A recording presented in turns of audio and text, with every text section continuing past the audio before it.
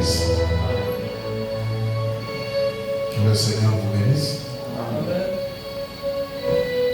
Jéhovah est saint. Jéhovah est saint. Il est Jéhovah, Jéhovah est saint. Oh Jéhovah.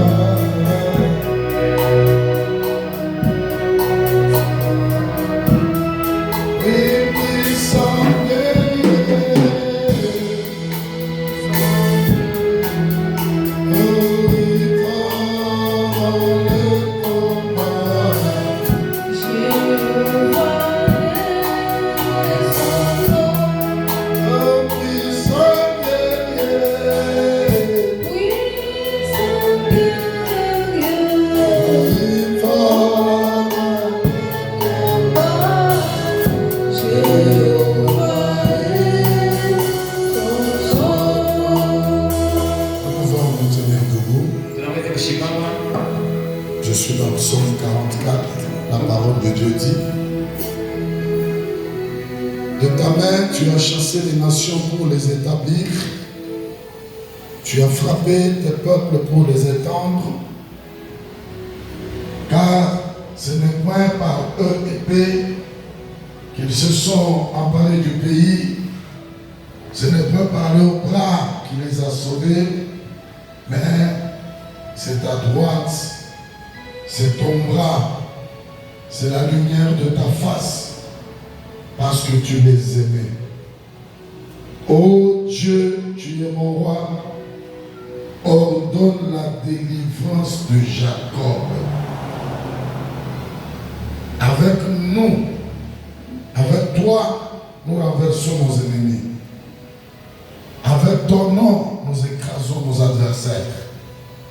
Car ce n'est pas mon arc en quoi je me confie. Ce n'est pas mon épée qui me sauvera. Mais c'est toi qui nous délivres de tous nos ennemis. Et qui confond ceux qui nous haïssent. Amen. Amen. Vous pouvez vous asseoir. Alors que je lis Ésaïe 61. La Bible dit: lève-toi, éclaire, car ta lumière arrive. Et la gloire de l'Éternel se lève sur toi. Voici, les ténèbres couvrent la terre et l'obscurité couvre les peuples. Mais sur toi, l'Éternel se lève. Sur toi, sa gloire apparaît. Des nations marchent à ta lumière et des rois à la clarté de tes rayons. Porte tes yeux alentour et regarde. Tous, ils s'assemblent, ils viennent vers toi. Tes fils arrivent de loin et tes filles sont portées sur les bras. Amen. Amen. La Bible dit: lève-toi. La Bible nous dit: nous sommes une église placée sur une haute montagne. Et frère Madame rappelle et enseigne. Il regarde comme l'aigle. L'aigle, il place son nid sur le haut du rocher. Très loin des destructeurs. Il met son église son nid sur le haut du rocher. Il n'aime jamais que les destructeurs parviennent. Vous dites amen, mes amis. Amen. La Bible déclare: lève-toi, sois éclairé, car ta lumière arrive.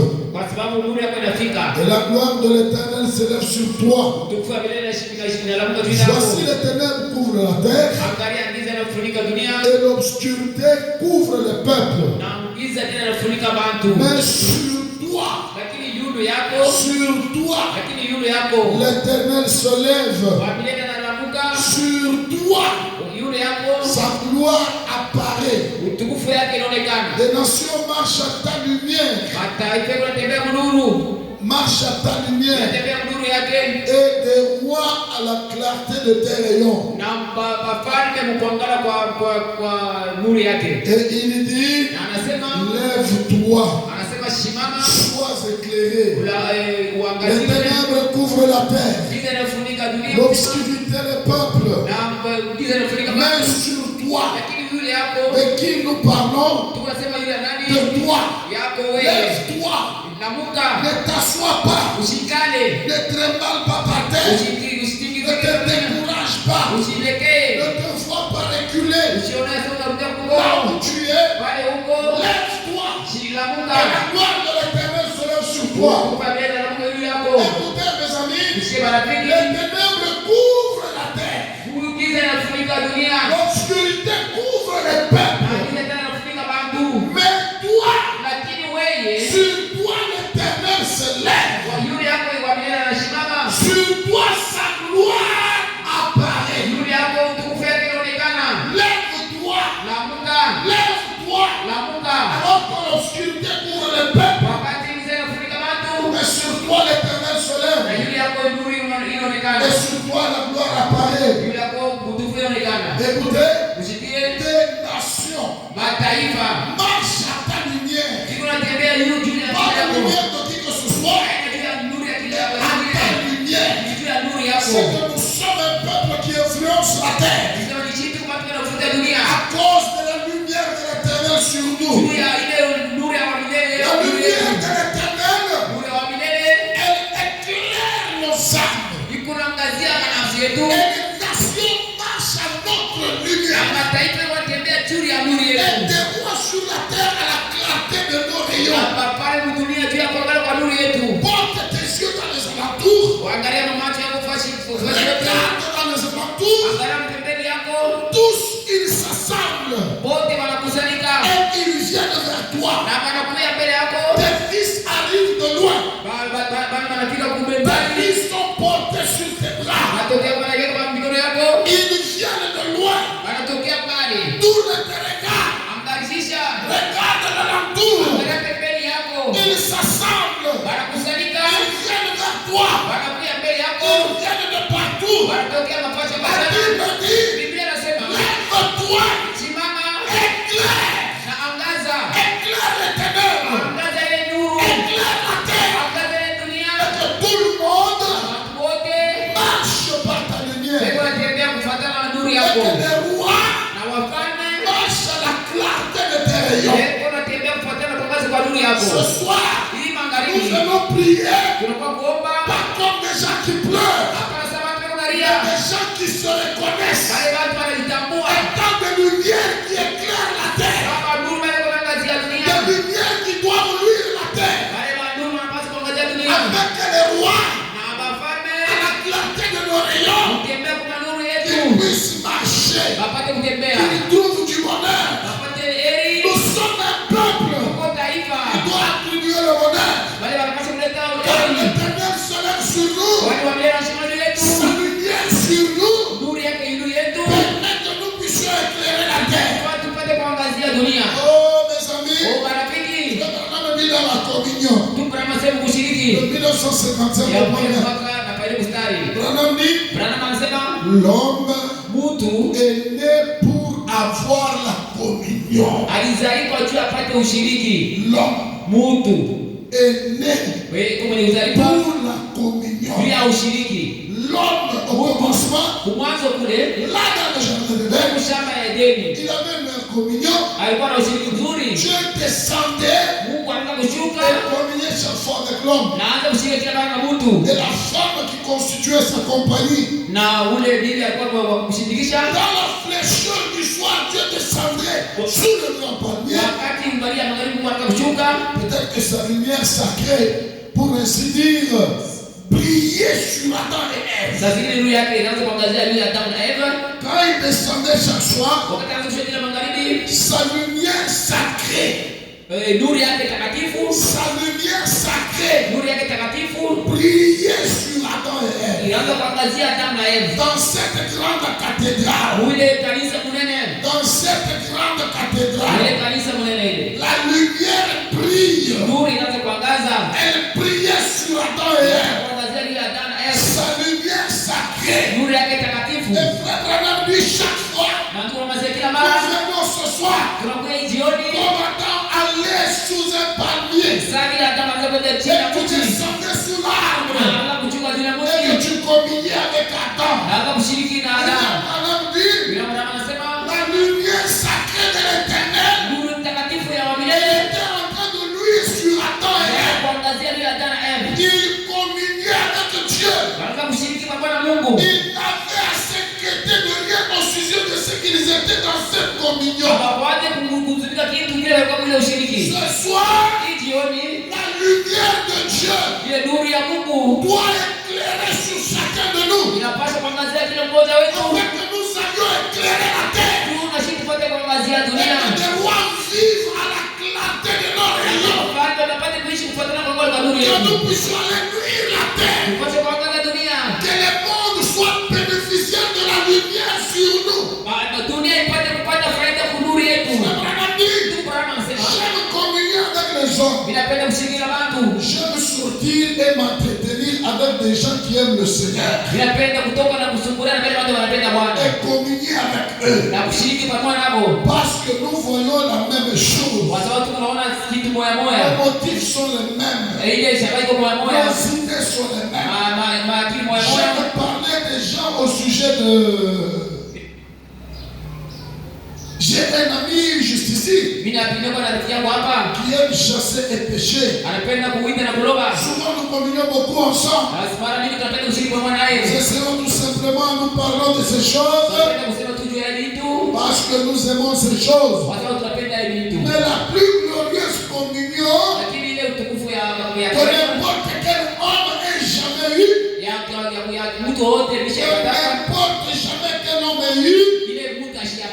c'est lorsqu'il communie avec Dieu. C'est lorsque Dieu s'est révélé à l'homme pour communier avec sa créature. Le Créateur avec la créature. Ce soir, ne soyez pas en Égypte là où il y avait l'Éden, mais soyez ici où Dieu a dit que là où deux ou trois se réunissent en son nom, je suis parmi eux. Et ce Dieu parmi nous, il aime la communion. Il descend ce soir sous ce belle cathédrale, sous ce palmier, pour éclairer de sa lumière. Pour éclairer de sa lumière. Il va le faire. Quand Frère Branham dit, Dieu est lié par devoir à sa parole. Dieu par devoir est lié à sa parole. Par devoir à sa parole. Il est lié par devoir à sa parole. Il doit être ici et il doit luire selon la parole. Parce qu'il nous a créés pour la communion. Nous pouvons communier avec les uns et les autres parce que nous partageons les mêmes choses. La communion dont il faut prendre c'est la communion du Créateur avec sa créature. Et chaque fois il descendait dans le jardin d'Éden, il était en train de luire sur le couple. Frère Branham dit, allumez la lumière 64 points 60. Nous ne pouvons maintenant pas vivre de la lumière d'hier. Nous ne pouvons pas vivre de la lumière d'hier. La lumière d'hier, c'est l'histoire. Nous n'en avons rien. Nous n'en avons rien. Vous ne pouvez pas vous réchauffer aujourd'hui au soleil qui a brillé hier. C'est ce qui ne va pas avec les églises aujourd'hui. Ils font une réunion. Ils disent c'est la réunion de réveil. La réunion de réveil. Avec la lumière d'hier. Avec la parole d'hier. Avec le message de Moïse. Avec le message de Noé. Avec le message de Jésus. Non, mes amis. Cette lumière d'hier. Elle a servi hier. Elle est la vérité d'hier. Et aujourd'hui, Dieu aime comme il est avec sa créature. Et il va luire de sa lumière. Et Dieu, il est la lumière du jour. Il n'est pas seulement hier. Il n'est pas seulement demain. Mais il est aussi le Dieu d'aujourd'hui. Il est le même hier, aujourd'hui.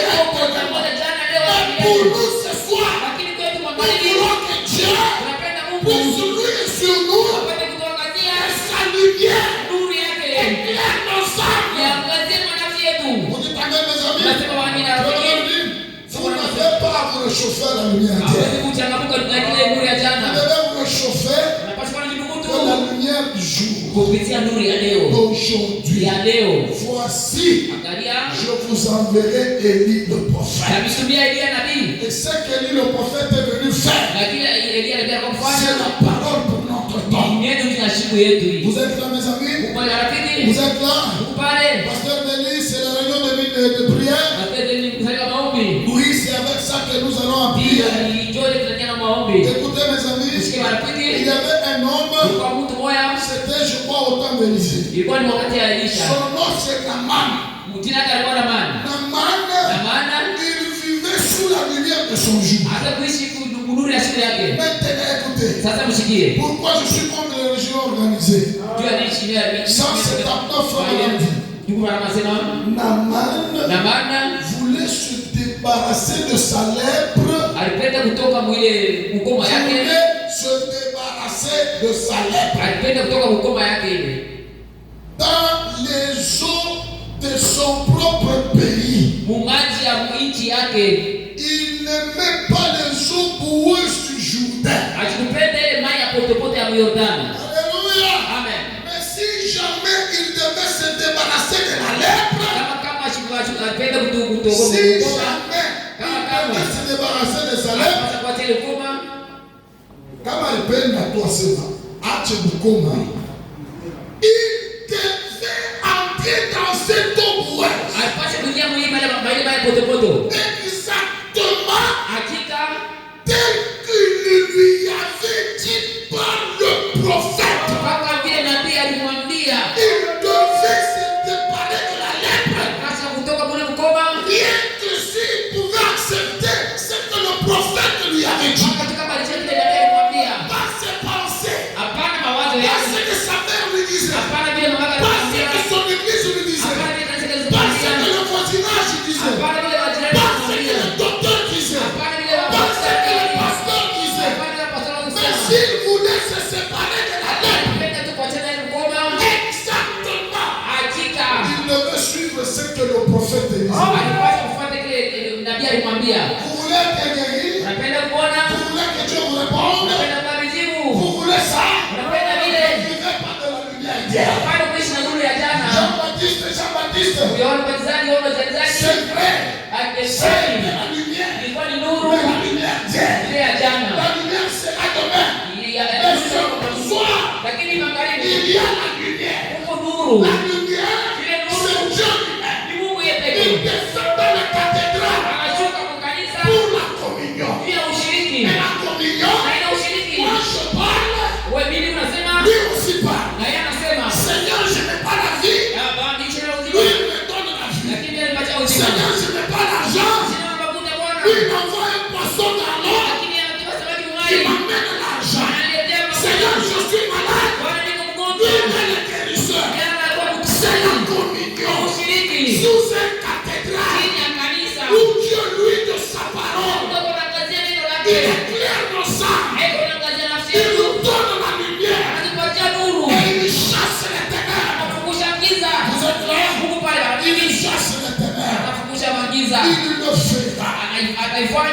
il le fera. Il est le Dieu de sa parole. Il a promis et il le fera.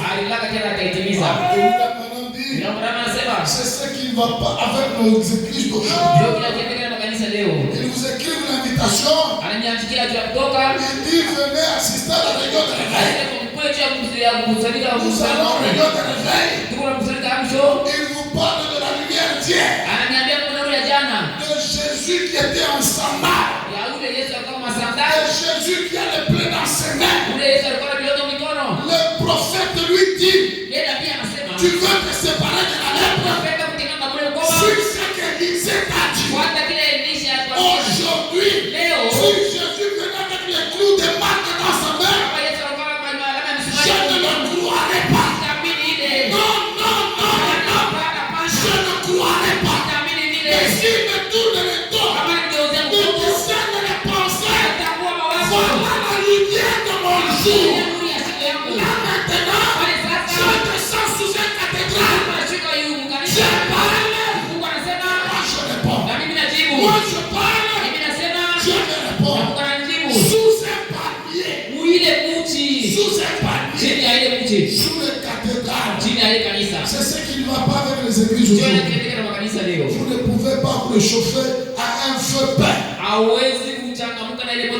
Certainement pas. Il n'a pas de chaleur en lui. Il n'a pas de chaleur en lui.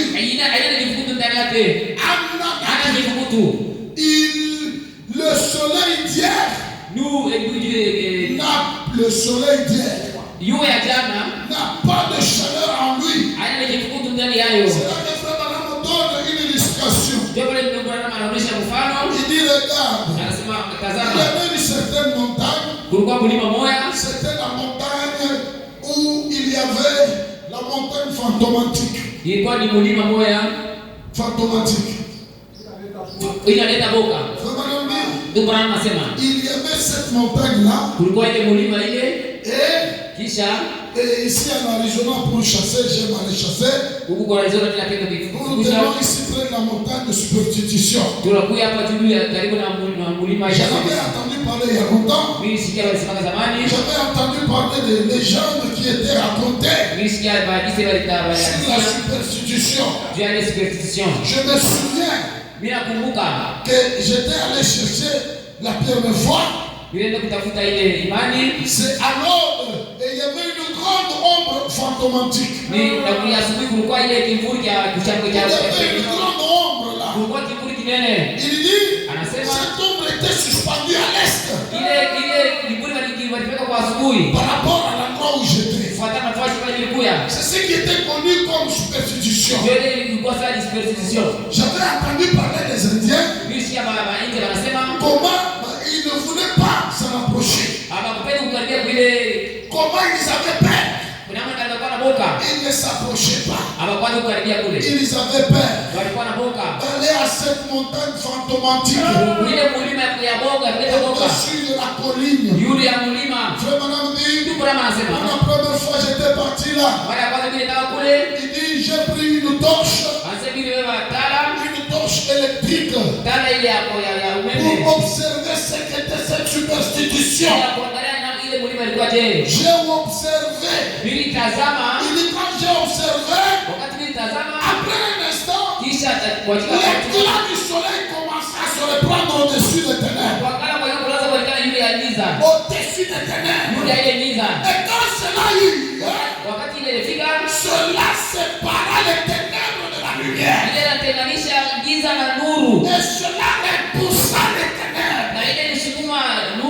Finalement, lorsque le soleil arriva au zénith, par-dessus le sommet de la montagne, cela dévoila la superstition.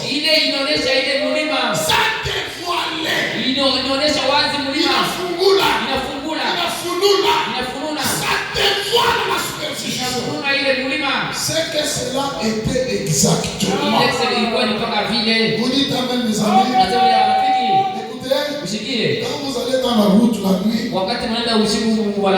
avons parlé de créer l'atmosphère et que tu as peur. Tu commences à te créer l'atmosphère de la peur. Je vais madame dire quelqu'un, il arrive là à côté du cimetière. Il commence à siffler pour effacer cette atmosphère. Et lorsque vous créez une telle atmosphère, vous commencerez à voir des ombres qui vous amèneraient toujours dans la paix. Peut-être une feuille tombera de l'arbre. Ça peut tomber par terre. Comme tu es dans cette atmosphère. Pourquoi tu as créé l'atmosphère de la paix? C'est ça que Frère Branham m'explique. Ces gens étaient dans l'atmosphère de la paix. À la montagne, il y avait des grands gisements d'or. Et ils avaient peur d'y aller. C'est la montagne fantomatique. Nous ne pouvons pas aller. Oh mes amis et mes frères, merci Seigneur pour la lumière. Parce que lorsque la lumière vient, elle frappe les ténèbres. Et les ténèbres cèdent la place. Nous avons maintenant une bonne vision. Nous savons où mettre les pieds et où ne pas mettre les pieds. Pourquoi ça? Parce que la lumière a jailli. Et lorsque la lumière jaillit, elle chasse les ténèbres. Elle chasse la peur. Elle chasse le désespoir. Elle donne la foi. Elle rassure l'assurance. Elle rassure la paix. Elle chasse la famine. Elle chasse les maladies. Elle chasse les échecs. Pourquoi ça? À cause de la lumière. Lorsque la lumière frappe, elle nous fait resplendir. Nous sommes dans la joie. Les rois, ils vivent des rayons que nous reflétons. Nous reflétons la lumière. Ils bénéficient de la lumière. Du roi de la lumière sur nous. Lorsque le soleil arrive aux élites, par-dessus le sommet de la montagne, cela dévoila la superficie. Elle éclaira et dévoila ce que c'était. Oh, écoutez mes amis, toute la frayeur et la crainte que j'avais de la superstition dissipèrent complètement. Quand le soleil brille, la peur s'en aille, la maladie part, tout ce que les ténèbres amènent, ça doit partir. Pourquoi? Lève-toi, sois éclairé. La lumière, elle éclaire le jour, elle éclaire nos cœurs, elle éclaire notre église, elle éclaire ma maison, elle éclaire mes enfants, elle éclaire mon lendemain, elle éclaire mon travail, elle éclaire sur ma maison. Le soleil est le roi de toutes les lumières. Qui puisse vivre sur la terre. Des lumières naturelles, des lumières artificielles, des lumières électriques. Le soleil, il éclaire sur tout cela. Je dis Amen. Je dis gloire au Seigneur. Oh Dieu, le roi des lumières. Tu as dit un jour que la lumière soit, et la lumière fut. Il est le même Dieu, le Dieu de sa création. Lorsqu'il y a communion du Créateur avec les créatures, le même Dieu, il lui de sa face sur le peuple, sur Adam et sa compagnie. Oh Dieu, lui sur ma vie, lui sur mon Lui sur cette église, chasse les ténèbres. Nous venons croire ce que Naman ou le prophète Elisée nous dit. Nous venons entrer dans l'ombre. La parole de notre jour est le seul qui va chasser toutes choses. Je lis la citation et nous allons entrer en prière. Le seul d'adoration auquel Dieu a pourvu. Du 28 au 65. Au point 2. Frère Branham dit, pendant qu'on chantait, j'étais assis là-bas et je parlais à mon vieux ami. Il s'appelait Frère Brown. Il dit, Frère Brown vient dire à Frère Branham, Frère Branham, jusqu'à hier, je ne comprenais pas du tout ce dont vous parliez. Vous dites Amen? Amen. Tout ce temps que je viens à l'église, Frère Branham dit, la montagne fantomatique, Dieu il est la lumière des lumières de nous. Je ne comprenais pas. Jusqu'à hier, je ne comprenais pas ce que tu veux parler. C'est jusqu'à hier. Il dit, si les gens pouvaient pénétrer ce que vous, Frère Branham, vous dites, si rouge-gauche comprend ce que tu dis, Frère Branham, si le pasteur Dieu Nacher comprend ce que tu dis, Frère Branham, si les diacres, les administrateurs, si les soeurs et les frères, si les évangélistes, si les missionnaires comprennent ce que tu nous dis, Frère Branham, écoutez, chaque obstacle serait ôté du chemin. C'est tout à fait vrai. C'est tout à fait vrai. Si seulement vous pouvez saisir cela, si vous pouvez comprendre cela, les obstacles devant vous, ils vont être chassés. Il n'y aura plus d'obstacles. Il n'y aura plus de plaies. Il n'y aura plus de soucis. Il n'y aura plus de regrets. Si nous comprenons ce que dit Frère Branham, Naman, il voulait ne pas se noyer dans la langue ouest de son pays. Il ne voulait pas se noyer là-bas. À cause du raisonnement. À part le raisonnement. Cela puisse pas aller. Les superstitions. La paix. Les imaginations. À part tout cela. Naman, jette-toi dans cette eau. Jette-toi dans cette eau. Il a voulu calculer. Non, cette eau. Pas l'eau de notre pays. Pas l'eau des États-Unis. Pas l'eau de Jérusalem. Je dis cette eau pour elle. Ici où tu es. À rouge-gauche où tu es. Si vous comprenez ce que Frère Branham nous dit, tout obstacle sera ôté de votre vie. Maladie sera ôtée de votre vie. Votre maison sera éclairée. Et toutes les choses qui obstruent, qui bloquent le chemin, qui vous bloquent le passage, sera ôté. Sera ôté. Imaginez-vous, Dieu donne à Moïse la puissance, le fait de créer même les bouts. Il l'amène devant Pharaon, un pays comme les États-Unis, et il a vaincu Pharaon. Pharaon dit, non, moi pas.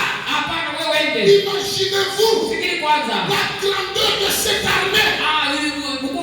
Cela dépasse l'entendement humain. Cela surpasse toute intelligence.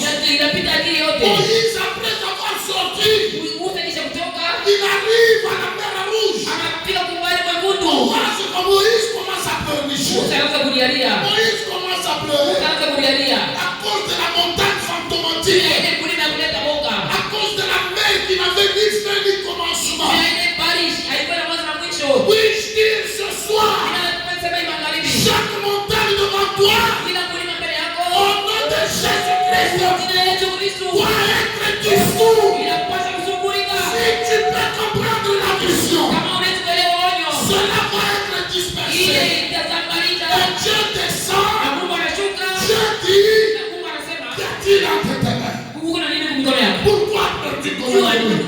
Pourquoi tu pleures comme un bébé? Qu'y a-t-il entre tes mains? Qu'est-ce que tu as entre tes mains? Cette grande lumière. Cette grande lumière qui est Jésus-Christ, qui est en communion avec toi. Lorsqu'il descend le soir, c'est pour lui éclairer la face d'Adam, la face de sa compagnie. C'est pour lui de sur toi. Au nom de Jésus-Christ, lève-toi ce soir. Parle à Dieu. Dis-lui, Père, toi qui as été avec nous ici, tu as lu sur nous, chasse chaque ténèbre, et que ma vie soit éclairée, et que moi vive des rayons de vie. Mettons-nous debout et parlons à l'Éternel. Lèvons les mains, mes amis. Lèvons les mains. Lèvons les mains. Les yeux fermés. Commençons à prier. Parlons. Prions à notre Père. Montre-nous. Montre-lui tes faiblesses. Tout ce que nous avons comme problème. Celui qui vous a appelé vous connaît. Celui qui m'a appelé nous connaît. Il n'est pas surpris de ce jour, mais il est celui qui a bien connu ce jour. Prions tous ensemble. Parlons tous à Dieu. Prions tous ensemble. Le nom de Jésus est si doux.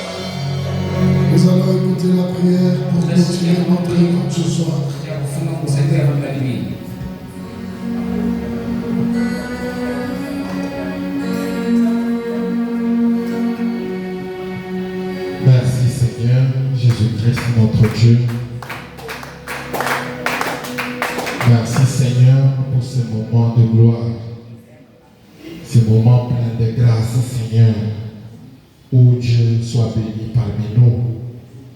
Merci Seigneur pour le souffle de vie. Merci Seigneur parce que tu nous as gardés depuis le matin Seigneur. Combien de choses se sont passées Seigneur, ô Dieu Tout-Puissant. Mais ce soir Seigneur, c'est toi qui as conduit non pas jusqu'ici. Parce que David disait toujours, je suis dans la joie quand on me dit, allons dans la maison du Seigneur. Seigneur Jésus-Christ, nous reconnaissons ta grâce. Car Seigneur Jésus-Christ, combien voudraient être avec nous, mais ils n'en ont pas eu l'occasion, Seigneur. Mais Seigneur, tu nous as gardés, tu nous as conduits, Seigneur Jésus, dans ta maison, pour écouter ta parole, Seigneur Jésus-Christ. Et ta parole est cette lumière, ô Dieu, qui est venue au temps du soir. Comme tu l'avais promis, Seigneur Jésus-Christ, au temps du soir, il y aura la lumière. Et c'est cette lumière, Seigneur Jésus-Christ, qui est venue pour dissiper, Seigneur, toute obscurité, Seigneur. Qui est venue dissiper, Seigneur Jésus-Christ, oh Dieu, cette obscurité qui couvrait, Seigneur, cette montagne fantomatique, Seigneur Jésus-Christ. Oh Dieu, nous nous tenions loin, Seigneur, de tes bénédictions, avec des superstitions, Seigneur Jésus-Christ. Mais ta grâce, Seigneur, quand tu as accompli Malachie 4, Seigneur, il est venu, Seigneur, pour nous faire sortir, Seigneur, de toute tradition, Seigneur, de toute superstition, Seigneur Jésus-Christ, de tout esprit de coutume, Seigneur, pour nous amener à une véritable, Seigneur, expiation. Oh Dieu, que ton Saint-Nom soit béni, pour nous ramener à la véritable foi, Seigneur, la foi apostolique, Seigneur, la même foi qu'avaient les disciples, Seigneur. Oh Dieu, comme on nous a dit ce soir, Seigneur, si nous reconnaissons, si nous comprenons, si nous avons la révélation de ce que William Branham nous a dit, Seigneur, oh Dieu, on peut se tenir ce soir et dire, je n'ai ni or, ni argent, mais ce que j'ai, je te le donne au nom de Jésus. Donne-nous cette révélation, Seigneur. Donne à chacun de nous cette révélation, à ce que nous puissions réaliser ce que nous avons reçu en ce temps du soir. Ce que nous sommes devenus, Seigneur, des enfants, Seigneur, adoptifs, Seigneur. Nous pouvons nous tenir de prononcer la parole et voir, Seigneur, cela s'accomplir. Merci, Seigneur Jésus-Christ, pour cette révélation ce soir. Merci, Seigneur, oh Dieu, pour chaque bénédiction ce soir. Je crois de tout mon cœur, Seigneur, nous avons reçu ce que nous avons demandé. Merci, Seigneur, oh Dieu de gloire, pour ce béni ton serviteur, oh Dieu. Merci pour la révélation. Bénis-le, Seigneur. Bénis sa maison. Bénis ses enfants, Seigneur. Bénis son épouse, Seigneur, qui est encore très loin de sa fille. Bénis cette petite église, Seigneur. Bénis les anciens, ô Dieu de gloire. Bénis ton peuple, Seigneur Jésus-Christ. Car nous croyons que nous avons reçu, Seigneur, la plus grande des choses, Seigneur. Laisse que cela soit manifesté parmi nous. Que ce soit spirituellement, que ce soit matériellement, Seigneur. Et le peuple, Seigneur, et le monde entier dira certainement, ils ont un véritable Dieu. Merci pour ce soir. À toi soit la gloire. À toi soit l'honneur, Seigneur Jésus-Christ. Oh Dieu, si tu nous donnes la donne-nous encore à revenir dans ta maison. Mais pour le reste, laisse que ton ange puisse nous accompagner. Laisse que, Seigneur, que cette atmosphère que nous avons gagnée ici, que nous puissions l'amener jusque dans nos maisons. Nous te le demandons, Seigneur, avec foi, dans le précieux nom de notre Seigneur et Sauveur Jésus-Christ. Amen. Amen. Amen. Que la foi nous accompagne dans nos maisons respectives. Allez. Il faut prendre juste l'école, combien de papiers ici. Et revoir un peu certains des cantiques. Cherchez l'école, vous pouvez les montrer là et vous arrangez. Que le Seigneur vous bénisse. Allez dans la paix du Seigneur Jésus. Que la même grâce vous accompagne même dans nos maisons respectives. Si c'est sa volonté, jeudi à 16h, nous allons nous retrouver ici. Allez dans la paix du Seigneur Jésus. Amen. Frère Ignace, tu peux me voir un peu.